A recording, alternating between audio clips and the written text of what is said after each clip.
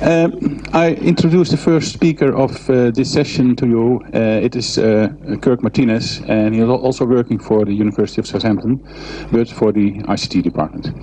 Kirk, go ahead. Just give me a 5-minute warning. My watch is time to go. Okay, so not quite ICT department. I'm from electronics and computer science. So we work on both the sensor side of things, the hardware side, embedded systems, sensing hardware, as well as the computer science side, information side, etc. So actually I put this map up just to show something else about me, because I have sensor systems that I've run in Norway. I've covered it with the word S there, but somewhere in here, and in this big ice cap here in Iceland, which are currently have been running for about 3 years. And around the other side of the map, in Tijuana in Mexico, I have some landslide monitoring sensors. I won't talk about those today though. Today we're going to look at this strange new world of the semantic web and what it could possibly do for us in terms of integrating data from sensors. So a lot of people have talked about sensor networks. What are sensor networks? They're typically sensor nodes, we call them, which contain sensors, a variety of sensors. But actually, in the research community, the wireless sensor network community, they assume that everything is wirelessly connected and that everything is low power. So you rarely see more than a few batteries powering each node, and that they are autonomous, which means that they make their own decisions about their data, their communications, and their tasks that they do. So they actually do onboard processing and decisions. Now, you might need that to actually extend the lifetime of the systems. So, here is a load of random PowerPoint nodes who might intercommunicate data. Oh, come back. Might intercommunicate data with each other, so that a packet of data might get home like this somehow one day, and maybe the next day this one is out of communication, this one will adapt and send data via some other route, etc., etc.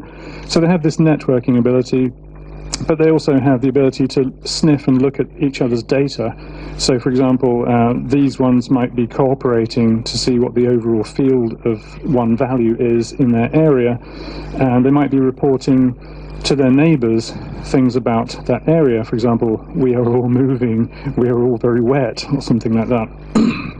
So in fact, sensor networks in the research community are quite complex things, which means they often break. So if we look at gathering some sensor data now, so take a really trivial version like weather, what really happens? So I want to get precipitation, rainfall data for a region. I end up browsing some websites, finding some Met offices and things, finding some public ones, downloading some data into files, and then I feed it to some poor person who does a model in something like MATLAB, and there's no real connection. The web has allowed us to find data for ourselves manually, but very often it's a very manual process. So at the moment you might, spend a lot of time doing this, and certainly I know a lot of people who do this. If you're lucky, things are moving on and you find web services or something that computers could do some of these tasks for you, but at the moment it's not very common that you set off some software to go to gather information for you, because the software cannot do what we do, which is reading the page that says, now please make yourself a guest, log in, read your email, find your password, come back, do you want it in Excel format or in CSV format, all this nonsense that people do now.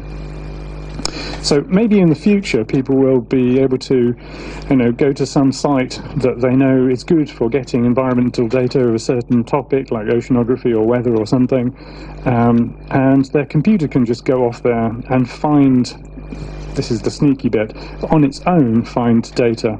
So to do this, it actually has to be able to understand the concept of weather. So it actually has to be able to ask the systems about information, and that's the tricky bit. That's what we do with our brains when we ask the computers and click around websites, and the way they do it is by using this semantic web stuff that we'll go into in a minute. So in theory, in the future, software should be able to go to find the data and get it for us. What we do with it after that is our problem. So at the moment we have this terrible multiple schema problem, as I put it. If you had 1,000 sensing systems, probably you've got like 900 or 100 or 999 different ways of storing the data, which is one of the big problems. So the web has let us put this data up as graphs and things and plots, but it hasn't really let us solve the problem of how we all publish data that we could all understand. So here's a trivial example again. You know, someone has published their temperature data as temp, someone else has published it as T, someone else has published it as temperature. You know, you can imagine it goes on and on and on. Some people, some groups may decide on one thing, but some other group, because of political reasons or whatever, hasn't used that technique, etc., etc. So in fact, it's highly unlikely that, in fact, we're accepting that you can never make one scheme that everybody accepts for various reasons. It's been tried, it's failed. So it's just highly unlikely that there's a solution to this kind of thing. Even in photography, there are now people saying, I don't really like the way we store metadata in our files. So, in fact, the general idea is that we don't try this anymore, that we actually relate these. We say that this temperature is something which is the same as this T, which is the same as this temperature over here, and by relating them all, we can understand what they are. We do that using this strange stuff called ontologies.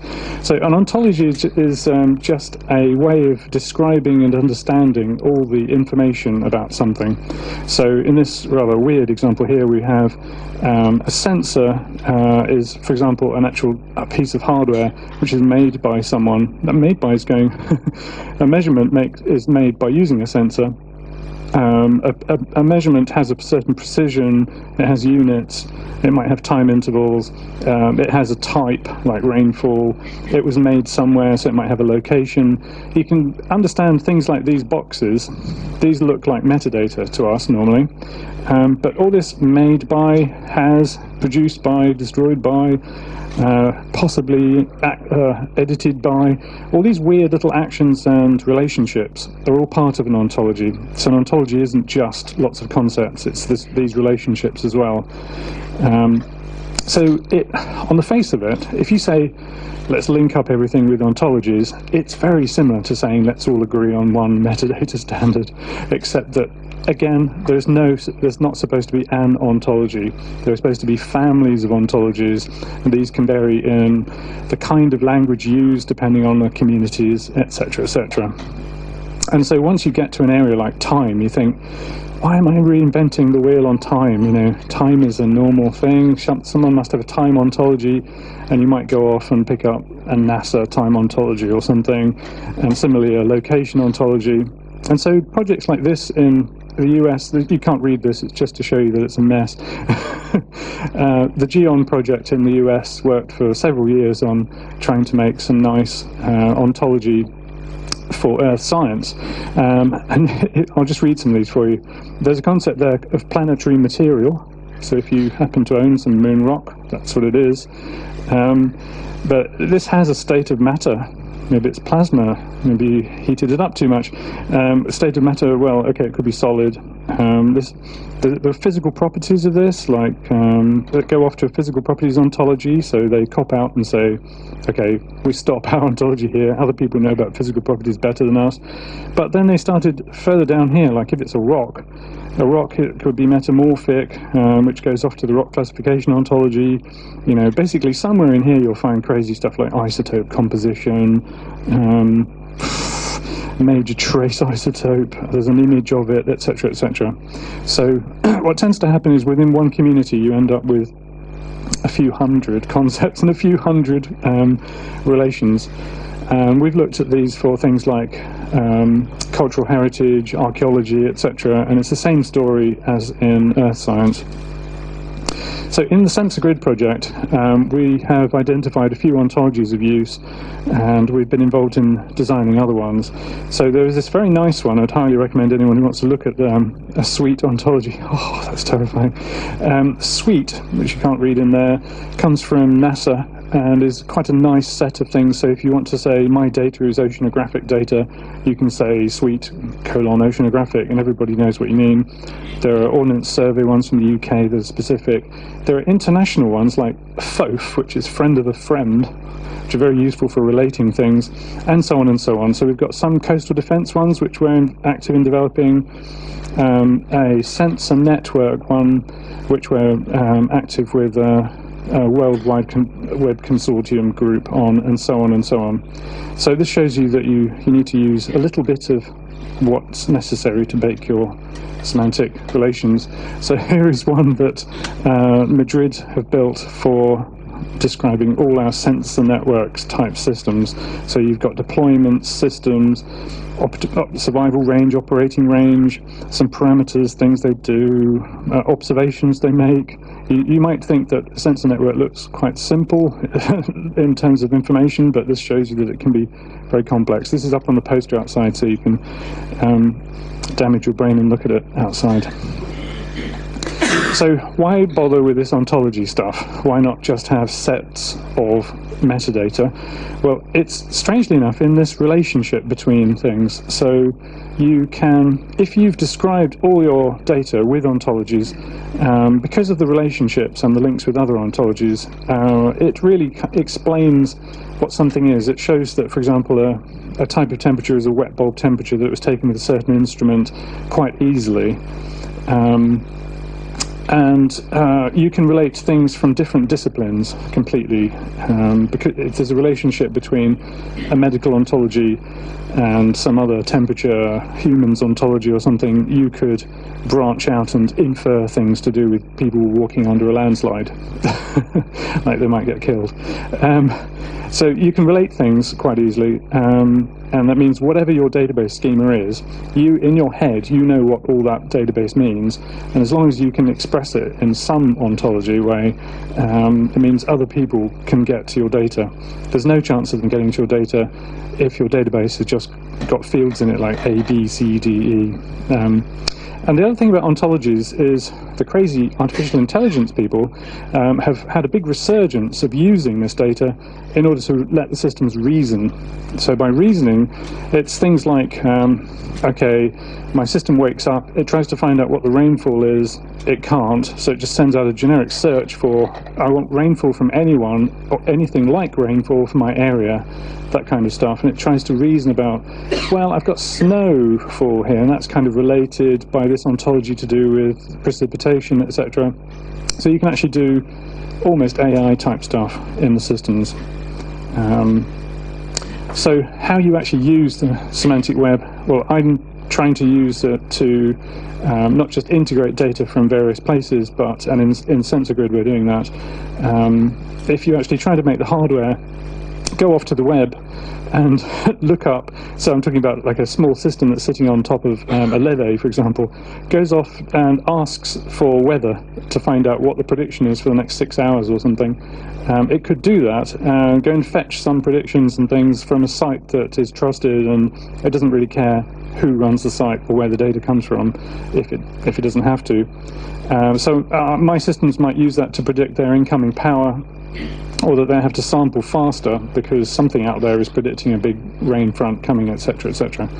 So how you actually do that is by using these ontologies to query the outside world. So you don't just go to Google and type in keywords. The system actually has to go off to some system somewhere that knows about where all the sensor data is in terms of ontologies, and ask it using a language like Sparkle, or by accidentally finding it through linked data.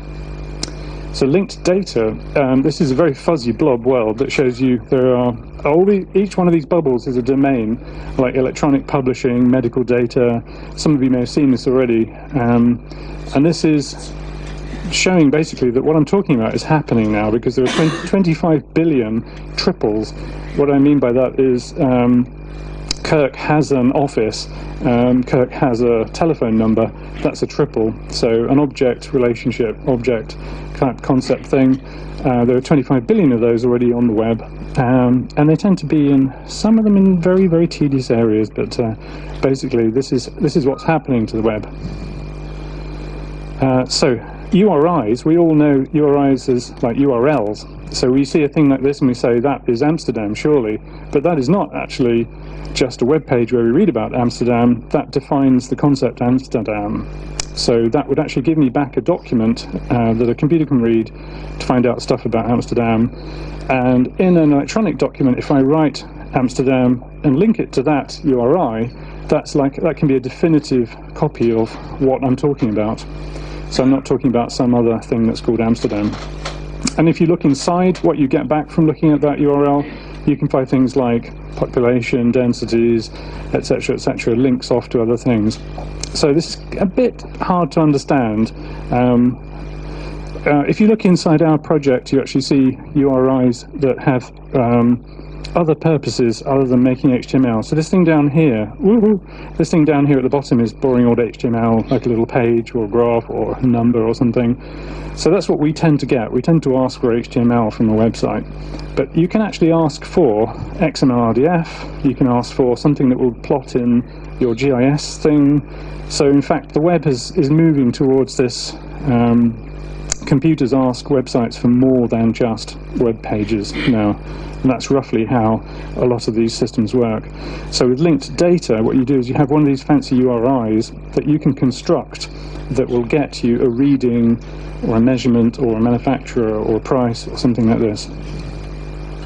So let's talk about how you might discover this. This is a very simplistic diagram, but say you're running some application. Basically, the idea is you send off a query to a thing called a registry or an index, a search engine, semantic index, and that gives you back a document in a certain style written in a language called RDF, which you can then understand to find where the actual resources are, and then send off queries to these resources that send you back descriptions of themselves in the same language. So I found two resources here. I found two different systems full of sensor data, for example. Then I can use that to decide what I want to pull from them continuously, or maybe I just want one day's data or one reading. But that's roughly how the thing works. RESTful APIs, this is just a closer look at, for example, we have defined techniques to look up specific readings in the south coast. You can see this out in the demo area in more detail, but once you've defined good URIs, you can make things happen without having a search engine, in theory. Wow, I don't really want to go over the sensor grid prototype in detail. To those of you who want to see large blocks here is a web server on the right where you can get graphs and plots and layers on your GIS system. You can also send semantic queries to this for-store thing on the top right. If some data comes in from one of Emu's boys or something like this, it causes a trigger, and that data is recognized by a configurator which tells the system how to turn it into RDF and what to do with it on a website. When you start looking at the internals of these things, they are very complicated. Not much about this is semantic, except that this knows what kind of ontologies to use for certain types of data, and the top right for-store thing is a semantic store, which is very different from a normal database in some ways. So you can see our prototype demo outside. If you ask in the far corner, we have a demo which looks just like a normal GIS system to most people. We have various things we can choose and select, but actually what's not obvious is that a lot of that data does not come from our database. It's coming directly from government databases or other systems outside. So I think even Yahoo weather predictions are in there somewhere. So the ship locations, for example, that tell you where the ships are, that's coming from a feed from another website. It's totally out of our control. So this is really just a prototype we're using to explain to people how you can expand your systems to incorporate and use, for example, in the modeling and so on, more and more information that you don't necessarily have in your database. And it's not exactly imported into your database, it's more visualized from the other sources along with your source data.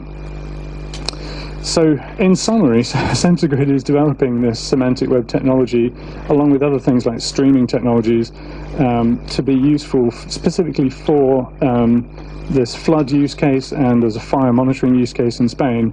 And the actual approaches are being driven by the use cases and what people actually want to do with the data and what they want to model, etc.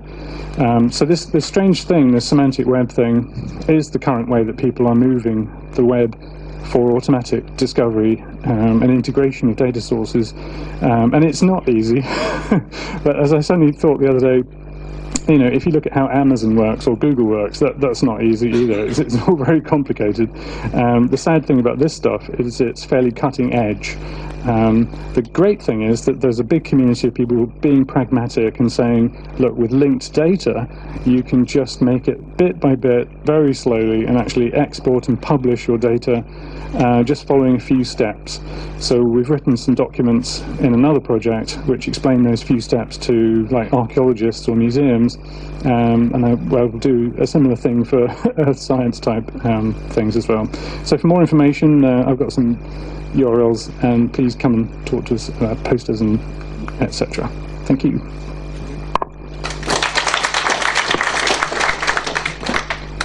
Questions for Kirk? Jackie? You can get data that's accurate, and you can get data that's not accurate out there.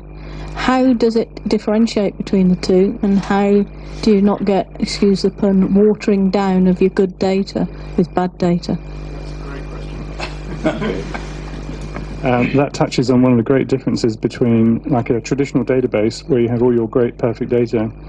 If someone has access to your database and they know you, for example, we get data from the EA, we know roughly the quality of the data. Maybe we don't get access to the internal plus or minus errors on every reading for every hour, but if you export the meaning of the data, you can export the provenance of the data.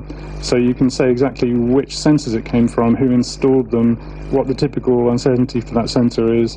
And then if you've done workflows, like you've deleted all the outliers that are too high or too low, and you document that using an ontology to do with uncertainty and so on, then there's actually a whole trail there. So if you really need to, your data automatically links to the provenance of the data.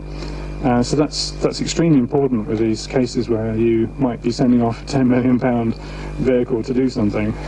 you need to have more confidence in the data. But it is feasible, which is quite nice. It's quite hard to do with a normal database. One of the interesting aspects of the approach is that we're trying to install it with bespoke systems. So we're giving it to organisations, and they'll often utilise it on a range of data that they are familiar with in their own data sets. If you do decide to tune into a completely new data, in the end, it is the responsibility of the user to be either familiar with it or to find out the metadata and utilise it. I think it's a perennial problem. We are trying to use it for integrating Met Office data, which we need a certain level of utilisation and trust, and also our bespoke data. Hopefully we get around to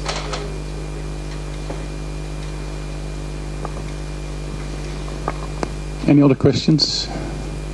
If not, thanks again, Kirk.